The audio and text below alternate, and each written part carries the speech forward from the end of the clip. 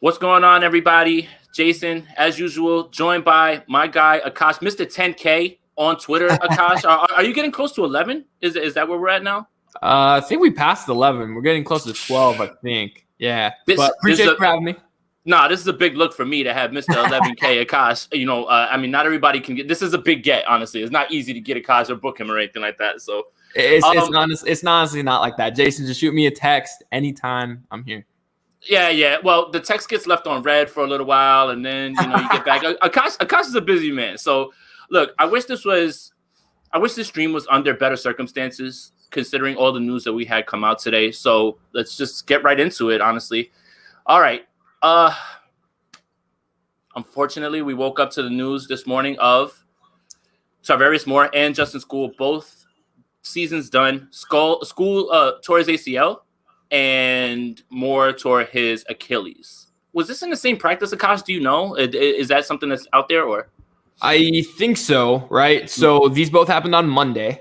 Okay. Media only gets access one day a week, and that day was today. It was Tuesday. And so typically the other days, they generally don't have any idea what's happening until the team says something, or they let one of the big reporters, Ian Rappaport, Adam Schefter, Matt Mayoko, whatever, they let them know, right? I think Mayoko was the first one to break these news, and it was horrible. A bunch of people texted me. It was all over Twitter, and it's rough, man. You'd think we're in, June 8th? It's OTAs. You'd think it'd be easy going. You'd think these guys would be able to stay healthy during this part. They've already lost Jeff Wilson with the torn meniscus. Now, Justin Skule, torn ACL. Tarvarius Moore, torn Achilles. It's like, oof, these are season-ending injuries to guys when you should just be practicing lightly in like June, July. And I feel like I'm a little bit responsible for this because yesterday I forgot what tweet you sent out that I jumped in your mentions talking about Tarvarius Moore has the talent and he can put it all together and everything, and then all of a sudden this happens. And then I think there was a few streams that I went on when we were talking about the season outlook where I said it's almost impossible for this amount of injuries to happen again. A mathematic impossibility. All right, so far, not so good, honestly, at this point. Who knows? But I really wanted to talk about, this is a heartbreaker for Tarvarius Moore and Justin Skule. So let's look. I know that it's tough to talk about these things right now because guys have just lost their entire seasons, but we do have to be a little cold and clinical as how this impacts the team. Justin Skule was probably on the roster bubble at this time. I mean, it depends on how you look at it. Maybe many people didn't think that he would be either an impact player or maybe even on this roster. I'm doesn't make sense to speculate on that right now.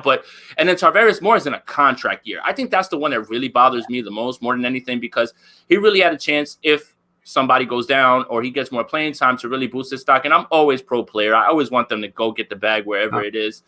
What would you say as far as these losses and their impact on the team? Yeah. How's this going to affect them? Well, both depth guys, right? We don't project either of them to start out of the gate. Let's start with Justin Skule. He's played, I think, 12 games over the last two seasons. Whenever Joe Staley, Mike McGlinchey, Trent Williams, whenever any of these guys went down or were out with COVID or whatever, Justin Skule was the guy that stepped in. He was their swing tackle, especially ever since Sean Coleman went down 2 seasons ago. So coming into this training camp, I thought the competition for one of the last roster spots along the offensive line was going to be between Sean Coleman and Justin Skule. I thought Jalen Moore, just given the fact that they drafted him this year, was kind of a lock to make that 53-man roster. And then it'd come down to one of those two guys. And Skule played well in 2019 when he stepped in for Staley. He didn't play as well last season. And so I thought that's why it was going to be more of a competition this year. But it hurts when you lose depth, right? In OTAs. These are guys that are going to be fighting for reps in training camp, preseason, hopefully given, vet days off. Trent Williams, Justin Skule was a candidate to take those reps. And now all of a sudden, you don't have this guy for the season, right? Someone that they could bank on at different spots, both tackle and guard. So big blow to their depth, no matter what no matter how much you think he's going to play. And then Tarvarius Moore, I thought defensively the 49ers were at their best when they went 3 safeties, right? Jimmy Ward, Kwaski Tart, and Tarvarius Moore. They just had more versatility. They had more speed on the field. We saw a lot of that in the Super Bowl a couple seasons ago, and I thought Tarvarius Moore, just in D'Amico Ryan's defense, was going to take on a bigger role. And I think you were tweeting at me about this yesterday, and you thought he was kind of a breakout type candidate. And I would agree with that, especially in a contract year. Hopefully he was going to clean up some of those coverage busts and just be a more impact player for this team. And it's such a bummer that he's out with a torn Achilles because his biggest strength is probably his 4.3 speed, his athleticism, and with an Achilles, those are usually those are killer injuries for someone who has that type of athleticism. ACL seem to be more routine, but Achilles are rough, man. I mean, the guys typically don't take just like a year. It takes them a while after that injury to really come back up to speed. So just a bummer. You just never want to see injuries to anybody, especially this early. And I imagine the mood at 49ers practice was like jolting after this type of a situation where you have back-to-back injuries to guys that were going to, have an impact on this team. Is just brutal. The other thing, and I agree with everything that you said. The other thing too about the Justin Skule thing is I was really excited about the depth of this offensive line. This is I don't know if this is a weird reason, but Daniel Brunskill, who I believe Aaron Banks is going to actually start at right guard. I do too. I was really excited for the idea that he was going to be the backup center for this team and take reps strictly at center. But now, because he's so versatile, I think that he's going to be leaned on in a pinch if something, God forbid, happens to one of these guys. So that's one way to look at it as a negative, because I really was excited with the idea. Okay, Alex Mack is here. Daniel Brunskill can focus on being a center the entire time, not mess around at guard, not mess around at tackle, anything like that.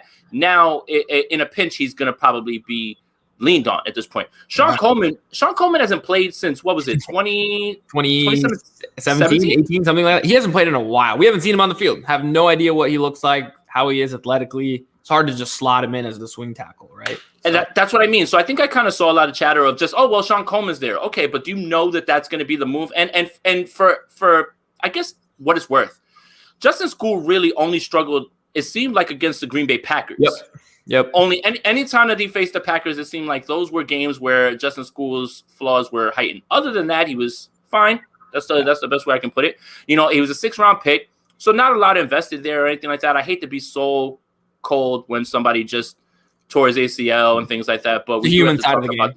Yes, absolutely. So with Tarvarius Moore, man, the thing is this is what I want to ask you, because when you talk about the secondary, which I think is a little bit of a concern, just when you're talking about cornerbacks, right? Cornerbacks, not safeties, because Ward, Tart, Harris, Moore, Hufanga, now Tony Jefferson. So the Tony Jefferson thing, that's the part that I wanted to bring up with you. So is the Tony Jefferson signing, was this something that they already knew, or were they just bringing in someone who was very talented and taking a shot on somebody like Jason Verrett, right? Like you signed Jason Verrett at the time thinking, man, if we can really nurse this guy to health, and, for everything, for all intents and purposes, it's actually worked, for that. But was the Tony Jefferson signing because of the Tarvarius Moore injury, or was that just them pushing depth and trying to get as many guys as they can into camp?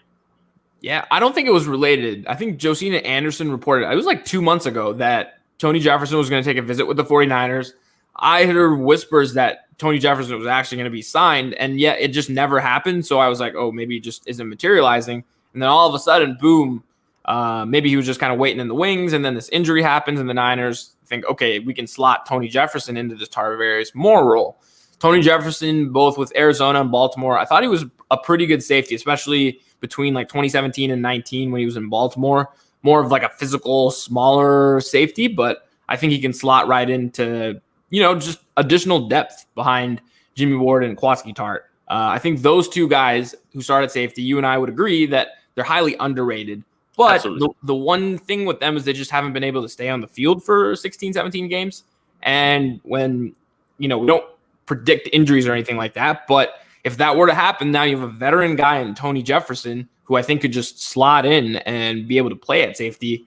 And he's proven that. He's proven that for good defenses. And I think he could just come in here and be more of a calming presence versus some of the younger guys who maybe need some extra time to develop. Like you mentioned, Talanoa Hufanga, Jared Maiden, Marcel Harris, who's had a bunch of playing time in the past. I just think Tony Jefferson would play above some of those guys. Right, plug and play, almost exactly. Veteran who you can rely on immediately, just so you don't have issues like in a Miami game from last year where Brian Allen is out there. Unfortunately, I'm not trying to call him out or anything like that, but that's how when these injuries poor happen, guy sitting on his couch and you're calling him out.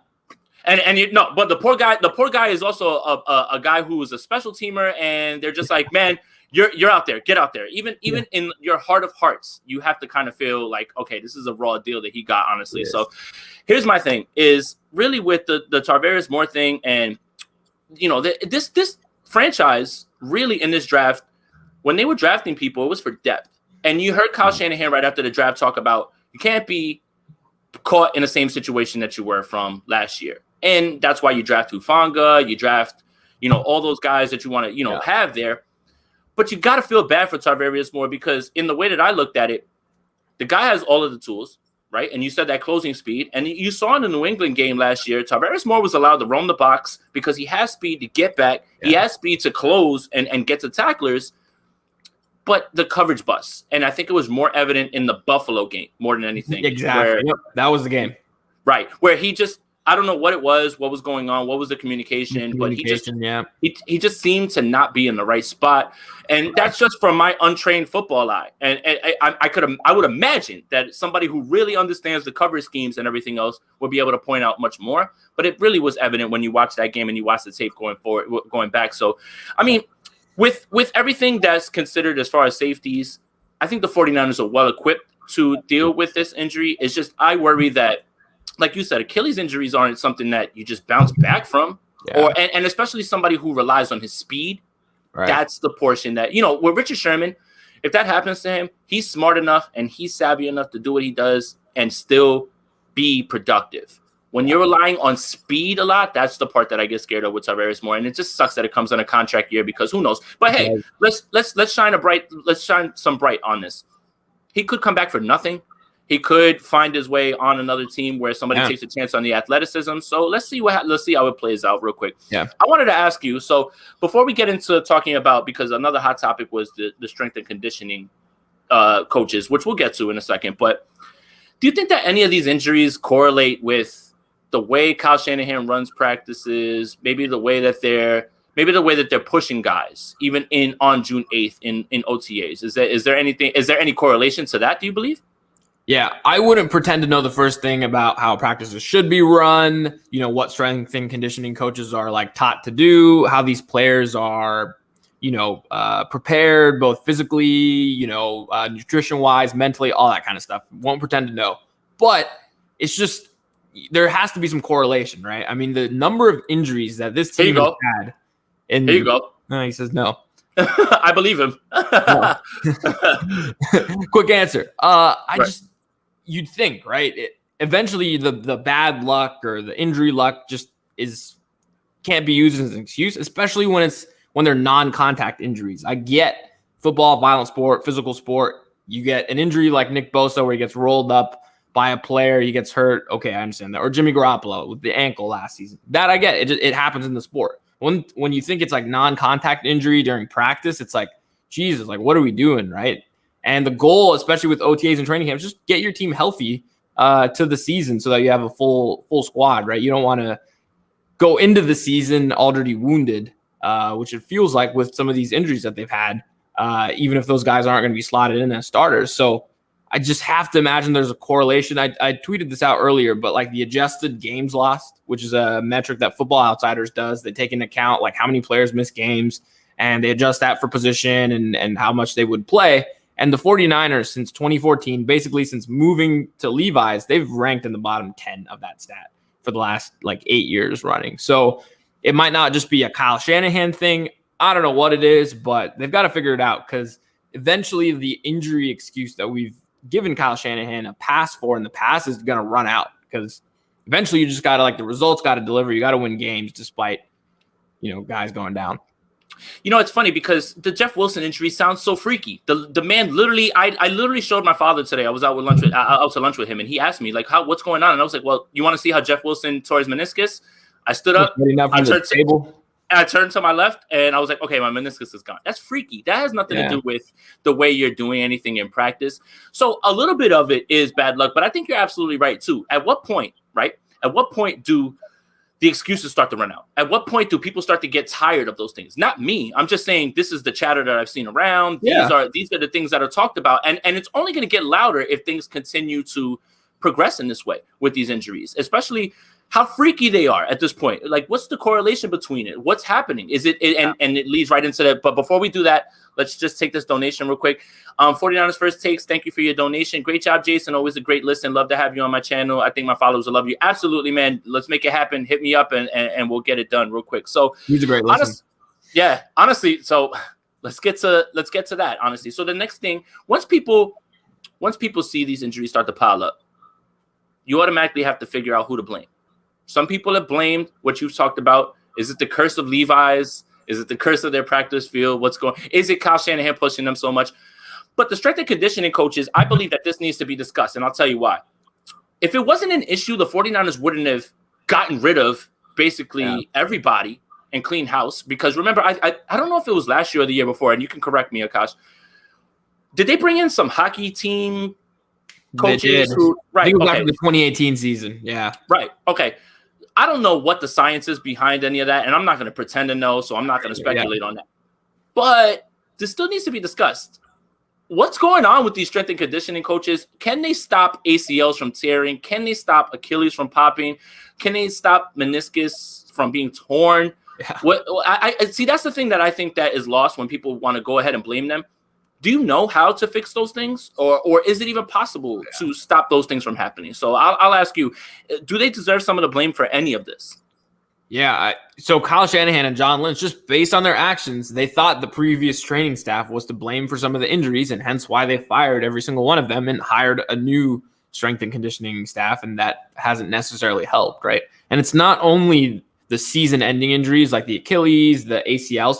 It's all the soft tissue injuries. It's the hamstring pulls, the calf pulls, the quads. It's like, I feel like a lot of the receivers and the skill position guys have a lot of those type of injuries. And when that happens, then all of a sudden it's like 4 to 6 weeks you're out. And then your conditioning's off. And it just, like Deebo Samuel, perfect example of this, right? Just never felt like he got in a rhythm last season because of the foot injury, then the hamstring injury. And it's like just a constant theme with this team that someone or the other is hurt, and it's just unfortunate. And again, not going to pretend to know what strength and conditioning coaches are teaching these guys to do, but at some level something has to change, right? You can't continue to do the same thing and expect a different outcome, which is what I feel like they've done these past few years. They got to switch something up to just prevent these injuries. You just got to keep guys healthy.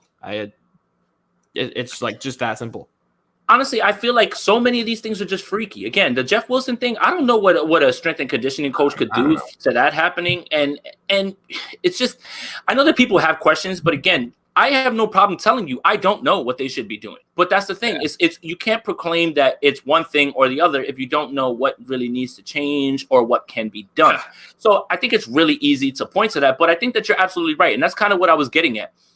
It is an issue in the eyes of this organization because they cleaned house and they fixed it. If it wasn't, they just would have the same guys and just say, same guys. Yep.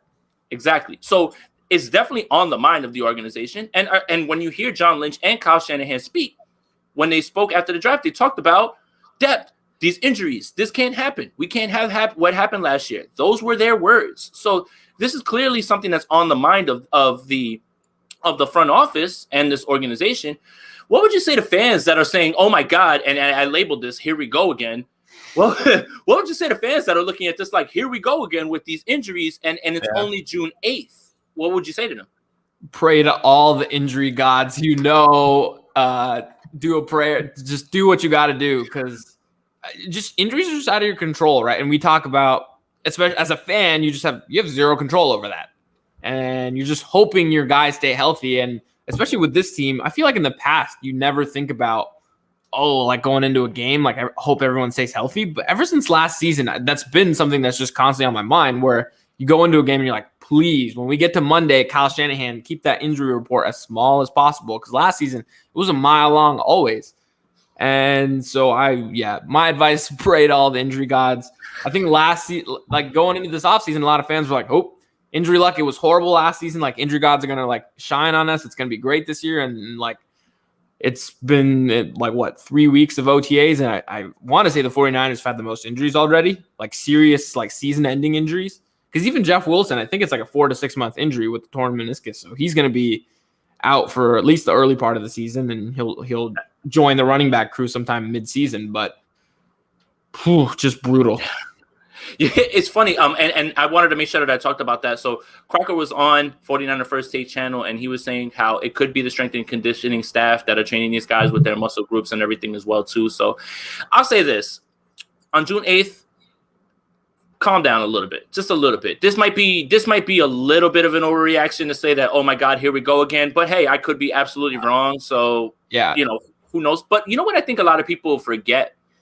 That 2019 team had a ton of injuries. The problem is with what happened in 2019 and 2020 was it wasn't the superstar players, the guys that we really rely on. Nick Bosa, unfortunately, nothing happened to him. Jimmy Garoppolo. Yep. Right. So that's the problem, right? So I hate to sound like this because it's been a discussion on 49ers Twitter about, well, this person was hurt, but it wasn't this person. I don't want to talk about that because that's a weird way to start looking at this, especially when we're talking about human beings at this point. So I don't want to do that. But you do have to look at it as if an impact player goes down and you lose a Nick Bosa, you see what happens to the defense. You lose Jimmy Garoppolo, you see what happens to the offense, those sort of things. So here's what I'll say to 49ers fans. Be concerned, but it's not panic time yet. It's not panic time yet. Definitely not. Yeah. I mean, here we go again, definitely a little overreaction. I get why the sentiment is there, right? It's a little PTSD from all the injuries from last season, but I'm sure there'll be a heightened sense of awareness now with these few injuries. And I'm sure Kyle Shanahan, the strength and conditioning staff, John Lynch, whatever, they're all regrouping to try to figure out like what they got to do to like prevent these injuries, especially in the summer, right? Yeah. So practice was canceled today. So I was joking around today with the Kyle Shanahan meme of him in NASCAR saying no more practices and they canceled practice. So according to the new CBA, and I want to make sure that I phrase this the right way because I'm not certain what it is. I believe when it comes to OTAs, you can have a max of, I believe it's 10 organized team activities. Right. Okay. I think that's right. Yeah. So the 49ers are at 8, I believe, if I'm not mistaken. So sounds right. Them canceling the practice isn't as bad when you frame it that way because they can still have 2 more sessions as allowed by the CBA with phase 1 as far as everything is going.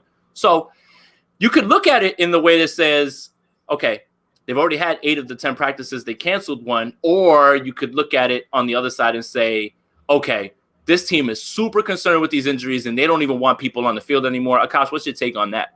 Somewhere in between, just imagine, right? You're on the practice field, and I don't know where these injuries happen. I'm just assuming it was on the practice field.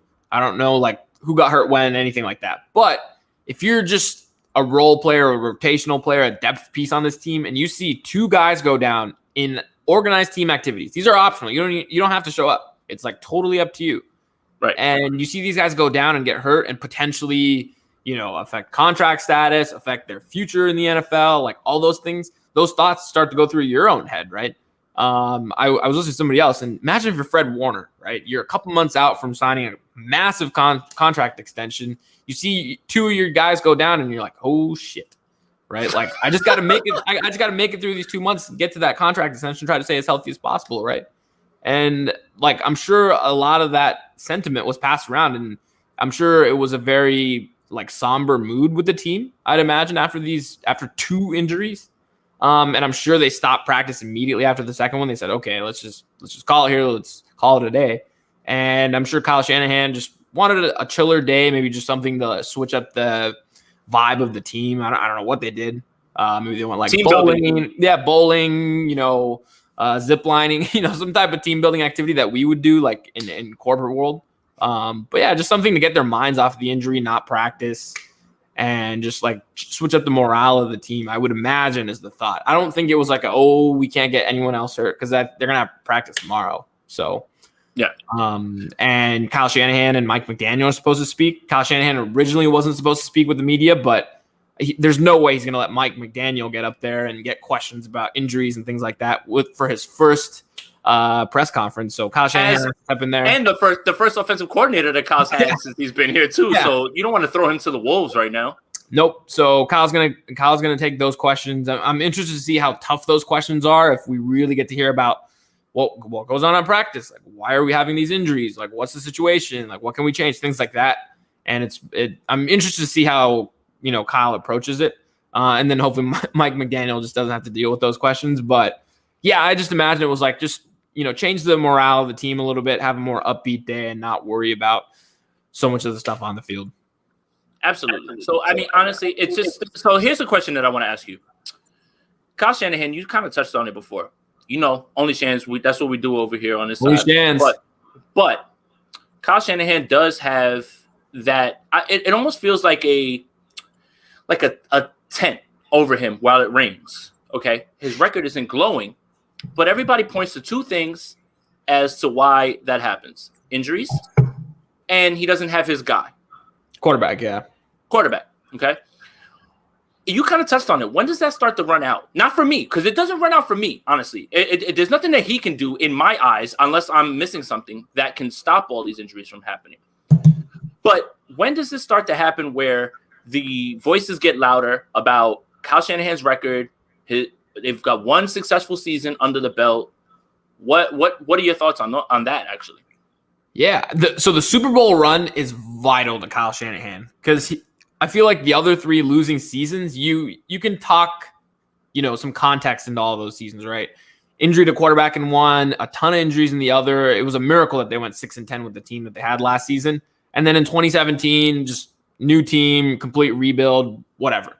So you can talk yourself into everything and you can explain, okay, when he had a somewhat healthy team and a healthy starting quarterback for 16 games, hell, they were in the Super Bowl. And the same thing happened in 2015, right, with the Falcons. Healthy starting quarterback for the entire season, Kyle Shanahan gets you to the Super Bowl. He may not win it, but he gets you there. And so I feel like he's been milking that. And now that he has Trey Lance, I feel like he's bought himself a few years where maybe if they don't win and Trey struggles a little bit out of the gate, which I don't expect him to, but if he does, he does. He has bought himself a few years just going the rookie quarterback route. Where if you hold on to Jimmy Garoppolo and you extend him or something like that, I mean, that's win now. You got to win. You got to deliver. And if they had lost going that route, I feel like people would have turned on him a little quicker. Again, I feel like you and I, we just admire him so much that we wouldn't have, but there people would have turned on him. And I sensed a little bit of that this morning where people were starting to be like, Kyle Shanahan, is this your fault that people are getting hurt? What are you doing at practice? I sensed a shift in the mood among fans on Twitter, and it's natural. But again, winning cures everything. You win games, everyone forgets all this other stuff.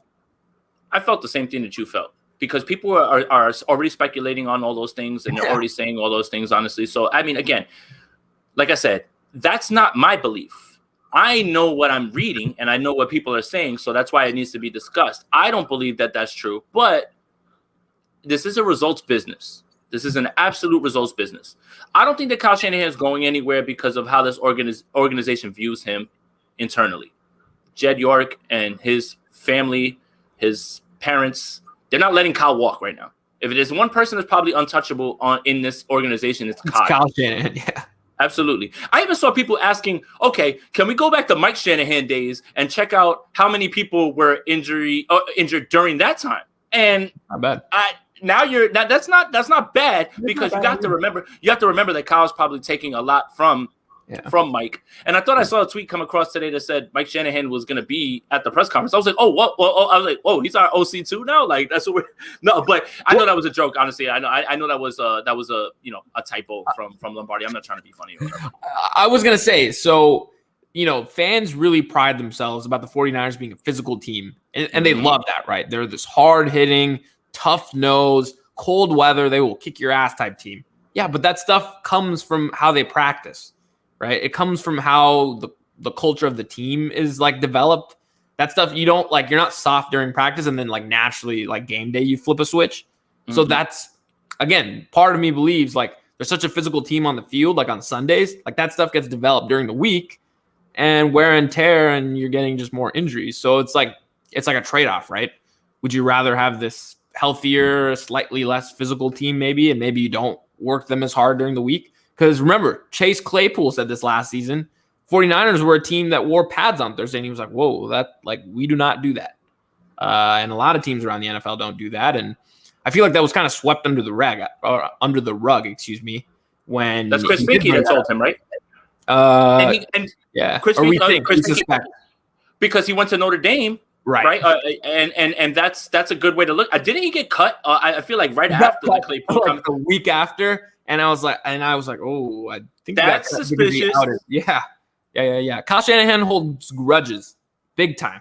So, oh yeah, we know that Dante Pettis. Yeah, we know. 100%. So I was like, man, someone outed how these guys practice. And again, padded practices, those were things that happened in like the 90s, early 2000s, and they don't happen as much anymore, right? Practice is where a lot of these guys that I've heard get either hurt, or that's where a lot of the wear and tear occurs, just because you're hitting constantly during the week, right? Guys want the week to not deal with that, rest and recover their body so that they come Sunday, they're ready to go. And I'm not sure if that's still the case. Again, this was from last season, but yeah, not a good look. All right. I have one question that I'm going to spring on you now that, we talked about our topics before, but I'm going to spring this on you now. With these injuries happening, you have to worry about, like I just said, cornerback depth is something that I worry about. Is there a position group on this roster that you get worried about as far as depth? Wide receiver. Yes, thank you. Go talk about it. It's either wide receiver or secondary. And wide receiver, why?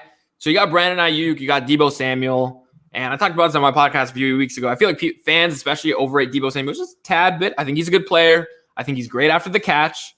Thanks, appreciate it. I think he's great after the catch, but I feel like the way he was utilized this past season, given just his injuries heading into the season, he didn't take that leap forward, right? A lot of fans think he's kind of in that A.J. Brown, DK Metcalf class, and I don't think he's quite as good as those guys for where he was drafted earlier in the second round above those guys. And again, those guys have, I think Ayuk didn't play 16 games. I think he missed a couple games during due to COVID. And obviously Deebo had all the injuries. And then you got Jalen Hurd, who hasn't played, a regular season NFL game. And then you got a bunch of question marks. And so if any of those guys go down, all of a sudden you've got like River Craycraft on the field or Richie James on the field. And all of a sudden it becomes this issue, right? And I think that's why the 49ers were sniffing around on Julio Jones. Obviously didn't make the trade. And they'll look to add some depth, whether I've heard Jameson Crowder kind of tossed around if he gets cut potentially, maybe some other veteran guys that they can add to the mix. But I say wide receiver probably the biggest area of concern. I think in the trenches, they're really set, both offensive line and defensive line, probably the deepest groups on the team, even before even after the injury to Justin Skule. And just the skill position guys, wide receivers and corners probably is where they're the thinnest. Any injury to those starters and suddenly like, oh boy, here we go again. Akash, once again, you wind up nailing it because I am lock and step with you. It's the wide receiver position for me because, again, for those same things that you talked about, wide receiver 3 is going to be a hodgepodge at this moment on June 8th of Austin Watkins, Jawan Jennings, Jalen Hurd, Richie James, Travis Benjamin. These aren't names that give you any sort of comfort. And I understand the argument. The 49ers don't run 3 wide receivers, but I want to push back on that by saying the 49ers have never had 3 wide receivers that they actually should put on the field at the same time to attack you with. Okay, so now you understand why they weren't running all of those things. You bring in Julio Jones, and people were saying, oh, well, Julio's not a fit. Cool, you didn't get him. But if Julio wasn't a fit, you got to play your best 11. Play your best 11. And if that means you run 3 wide receiver sets, and you figure out a way. If that takes your precious Kyle Juszczyk off of the field, so be it. So be it, guys. Okay. So I feel that when you talk about those things and you look at it, I still feel like this wide receiver 3 is still not on this team. So Jamison Crowder is a name that I've helped float out there as well. His $10 million is not guaranteed. What the Jets are doing right now is asking him to take a pay cut. They literally drafted Elijah Moore, who is a better slot receiver probably at this point, at least coming out of college. He's incredible. He's going to do some things. I saw some pictures already at him with camp. I'm closer to New Jersey, so I'm in Jersey, and they practice in Florham Park. I know Elijah Moore's doing his thing over there, honestly, right now. There's pictures of it. Cool. That doesn't mean anything, but Elijah Moore, for me, is the cheaper option with much more upside, which is why I thought Jamison Crowder would be a casualty, especially when you talk about his money not being guaranteed. Here's the caveat, though, with Jamison Crowder. Where is he going to fetch anywhere near $10 million or anything close? So let's say he takes a pay cut for 8 or 7. It's not like the Jets are strapped for cash. They just want to keep his services and not pay as much for it. There's nothing wrong with that. But if he winds up not taking this pay cut and getting cut, he's going to get signed to a team for about $2 million, $3 million at the most, and that's it. And he's not old. That's not his narrative. That's not what it is. He's a slot receiver who has been criminally underrated based on where he's been, especially with the Jets.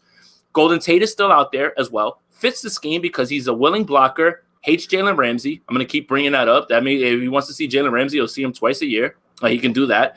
And D.D. Westbrook is probably somebody that is out there. D.D. Westbrook's 26 years old. They brought him in for a workout, right?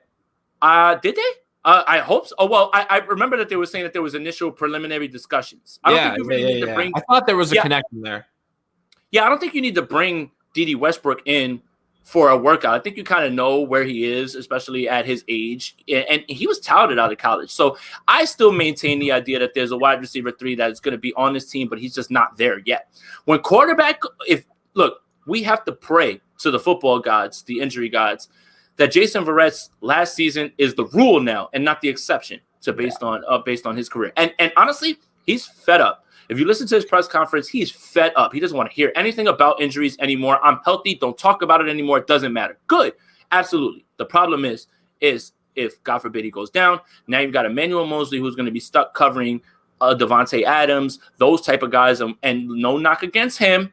I'm not trying to bash a player, but we kind of saw those results. DK Metcalf kind of worked them a little bit. Same thing with Hopkins, week 1. Yes. Oh, yeah. Well, at least with week 1, I have the context of them playing 12 yards off of DeAndre Hopkins for no reason and allowing him to just run it. So that one I'll kind of take a little bit of heat off of him for. But Emmanuel Mosley becomes cornerback 1. Now you are relying on Ambry Thomas, Lenoir, rookies, the mid-round rookies that you drafted. And are they going to play in these big games when you need these guys? I get a little nervous, right? And we talked about this maybe earlier, like potential trade candidates, right? Julio Jones, Stephon Gilmore, Zach Ertz. Like, who would you rather have? I personally would have rather had Stephon Gilmore, right? At the cost rather than Julio Jones. I thought corner and wide receiver, I thought there's other receivers on the market that the 49ers can go get where corner would be a big issue if Verrett were to go down. Again, pray to God he doesn't, but just given the history, if anything were to happen and all of a sudden you got rookies out on the field who you just have no idea how they're going to play, right? Yeah, so I mean, that's really where I'm at with it. With running back, you guys yelled about drafting 2 running backs. Guess what? Thank God. Thank God they did. And the same thing with corners. I'm happy they drafted Ambry Thomas. I'm happy that they drafted Lenoir. I'm happy that they have those guys there, but can you rely on them? Again, it's a good move. And in football terms, there's plenty of draft picks that you make that make a ton of sense and are absolutely the right pick that don't pan out. I'm not trying to say that they won't. It's just, can you rely on them? It's all about range of outcomes. On the range of outcomes, Ambry Thomas could step right in and be cornerback 1. It's on the range of outcomes. It's not likely. That's not likely. That's the part that I have a problem. Yeah. So honestly, I think we're good. We're almost 40 minutes in. Akash, thank you for your time, man. I appreciate you. Tell everybody where to find all your stuff and your podcast and everything. Yeah, of course. So on Twitter at Akash, AKASHANAV. You can find me there. Find me on Instagram, full name right there. Shannon Plan Podcast at the Niners Nation Podcast Network. That's what I do. Last thing. Let Trey Lance live and let him enjoy Vegas. Let him have fun. Oh, all right. 21-year-old kid. Let him party. Let's talk about it. All right, let's talk about it. Look, so for the people that say that people were upset, people weren't upset. One person was upset about that. Just one. Also true. That's just one. So nobody was upset about Trey being a 21-year-old, being a number 3 pick, living his life. And honestly, man, if I was 21 and I just got drafted to a team and I know that this team is behind me and I'm the franchise, you're damn right I'm going to be partying with George Kittle and Travis Kelce. What the hell is wrong with people, honestly, at this point? Yeah, man. Look, Justin Fields, right? We love Justin Fields, right? You and I, we do. Yeah. Justin Fields took some time out to go. He's probably doing his thing wherever he's at. He watched his sister play softball. Yeah. It's the offseason, man. It's June. Who cares? Let him do his thing. Should he be looking at his playbook while he's going to watch his sister? And just because he went to watch his sister, that's not a problem. But Trey going to Vegas to hang out with George Kittle and Travis Kelce, which I would absolutely jump at. What the hell? So, I mean, that's team building if you really want to talk about it. That's how you build teams. So I just wanted to touch on that real quick, how ridiculous that is. And how and if you have that as a concern, then you already just don't believe that Trey Lance is going to be good. And for you and I, we both were banging the table for Justin Fields, and it would be wrong of me to change my mind on that. He should have been the pick at 3 because I was so adamant about it, and I still am. But Trey Lance is going to be great, and it has nothing to do with him going to Vegas, hanging out with Travis Kelce and George Kittle, which I would do in a heartbeat. So it doesn't make any sense to me, honestly. This is the offseason. People just need stuff to talk about. It is. They partied during the season. I mean, if fans heard some of the stories, the only reason people are that one guy was outraged is because there was a picture, a video, or whatever, Trey Lance.